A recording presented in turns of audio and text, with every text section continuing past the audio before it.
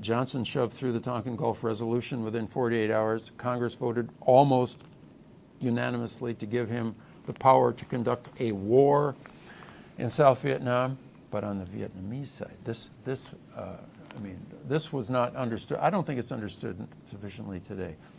The Vietnamese did not understand this as punishment. They didn't understand it as the response of a big superpower who could have nuked you into oblivion but is spanking you instead. A few bombs.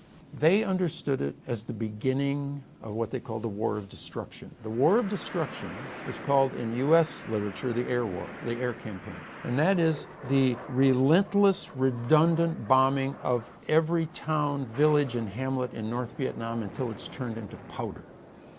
They were hitting targets by the end of the war 100 times each, just in case the first one missed. They were doing this, and the Vietnamese began moving their children out into the countryside. They began digging tunnels in which children could grow up. Their worst fear is that the United States of America would turn its attention to them and bomb them to smithereens, including the use of nuclear weapons, because why wouldn't they use nuclear weapons? They have them. So they dig deep.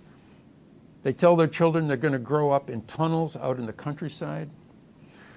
They prepare to die with honor, and they prepare to send everything they have to the South so the fight can continue there. In 1964, this happens. We don't usually think of the war in Vietnam as happening until almost exactly a year later when Johnson ordered in 100,000 combat troops initially.